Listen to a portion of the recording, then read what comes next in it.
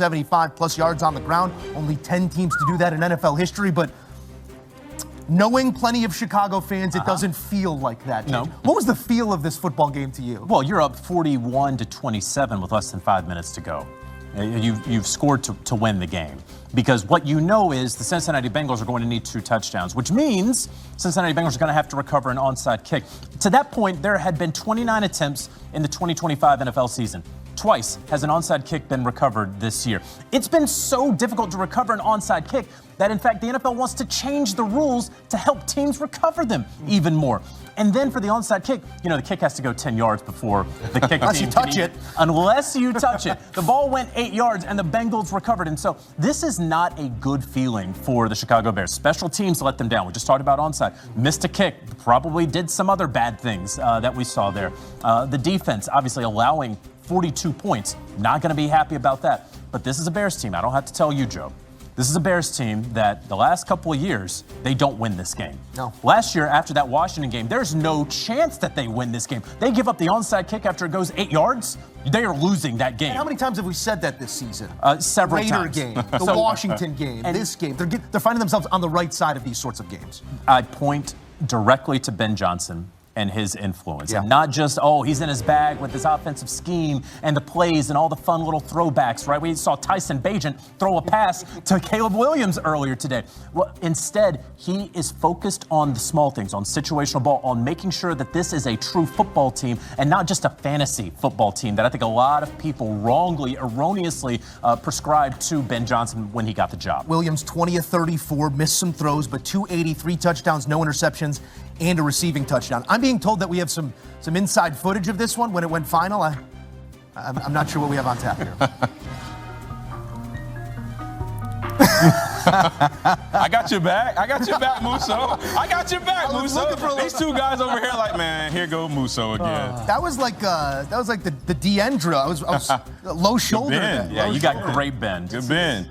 Better bend than Abdul Carter right now. Merely an unbiased arbiter of the truth here. What is the truth about these Chicago Bears? I know the coach is getting the most out of them right now, but there's so much to clean up. Pre-snap still sloppy. I haven't seen a Bears team score this many points in quite some time. That is the silver lining here. What do you choose to focus on? The fact that this team is buying into the Ben Johnson plan. I mean, you look at Caleb Williams, he's processing information and playing from the line of scrimmage, which isn't his usual style of play. He's bought into that. Ben Johnson is trying to make him a quarterback that can identify fronts, the defense, coverage, get them in the right play. The guys around him on offense, we saw the performance from Colston Loveland. We've seen DJ Moore had a good day today. Yeah. The guys are buying in. Whenever they lose, again, after a performance like this where they won, they obviously didn't do a lot of things well. There's no finger pointing. There's no pouting. There's no letting the external factors that don't actually matter affecting you, whether it be the conversation about Caleb Williams and his nails and things of that nature. It doesn't matter to this football team. All they care about is buying into what Ben Johnson says. They've seen him have success somewhere else. They know that his plan works. They have bought in his players and said, if we follow this plan, we will be successful. Now, it might not be at the speed or at the clip that they're hoping for, but it's slowly and surely coming along. I don't want to be cliche. Rome was not built in one day. Certainly so, and buy-in of the head coach, but moments like this that do create some buy-in to the quarterback as well. Not that there's any lingering doubt in that room, but plenty externally. What does this sort of performance from Caleb do for that room? The biggest thing, Caleb Williams is progressing week after week. And when I look at him and I look at how he's playing the position, the biggest difference from week 1 to right now, his feet everything is slowing down, right? I think earlier in the season, his feet were getting a little bit out too in front of his eyes, rushing through progressions. He's doing a good job out of the pocket, not making the kind of boneheaded throws that we saw earlier in the season, doing a good job protecting the ball and giving this offense a chance to score points, to make plays, and to win games. At the end of the day, that's all you can ask of Caleb Williams, right? Ben Johnson's doing a really good job putting him in a position to succeed. Yeah. What you had a bunch of guys catch passes today. You had 3 guys throw passes. Caleb Williams caught 2 of them. So Ben Johnson's starting to unlock a little bit of this offense that we've seen over the years past with him of the Detroit Lions. But can I also say this? Him having that much confidence to call trick plays like that, to call a double pass from one quarterback to another, that shows that he trusts his team. He knows that they're bought in. He can trust them to call plays that are wrinkles, gadgets, are going to catch the defense off guard because he knows they're not going to turn the ball over. They're not going to put the ball in harm's way. They're going to execute the plan, which is what they they did today. Belief, a two-way street, and we were feeling it both ways, coach to team, team to coach in this one. Parting thought here on the Cincinnati Bengals, because we're talking about buyers, we're talking about sellers, we're also talking about Trey Hendrickson again in a hat and a T-shirt. What's the latest there or elsewhere for Cincinnati? Yeah, I would be very surprised if Trey Hendrickson ultimately gets dealt. I've been saying that for weeks, continue to say that. You're looking at a 3-6 Cincinnati Bengals team that still has hope, that still has belief that they can get this done, that they can still stay afloat until Joe Burrow comes back. They're not going to throw in the towel. Okay, the Bengals may trade a Logan Wilson, whom they benched, who was inactive today, also dealing with an injury. They may trade him away, okay? I get that part. They are not throwing in the towel on the season because, if we recall, they stuck with Jake Browning much longer than they should have because they had misplaced optimism and faith in him.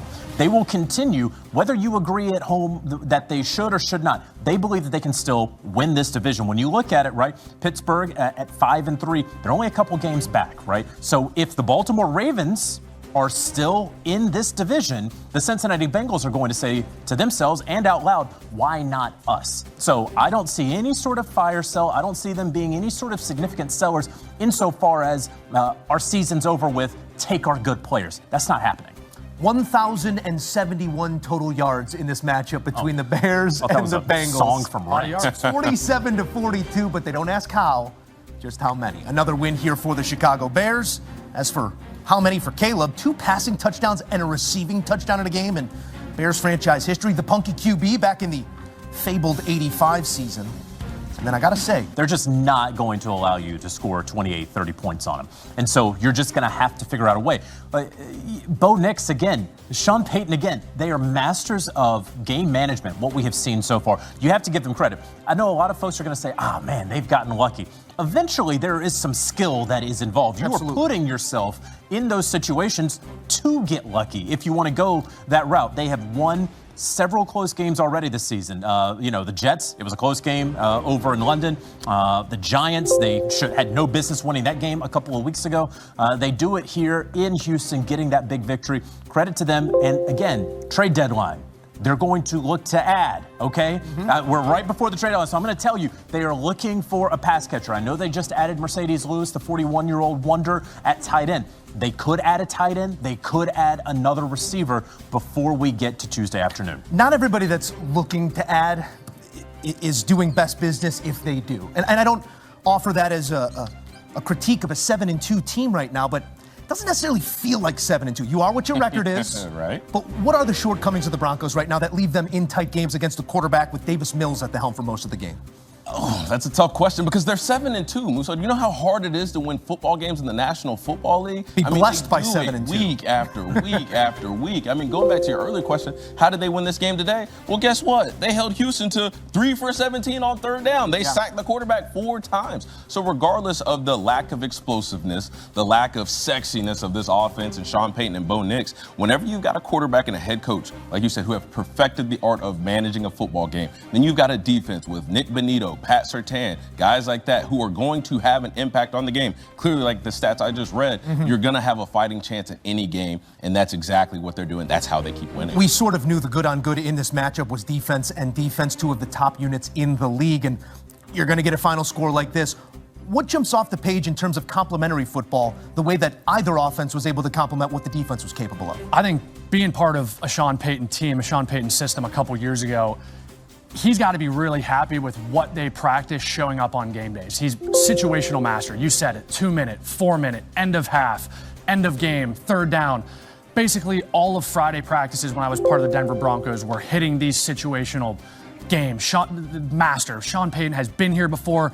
He's done it.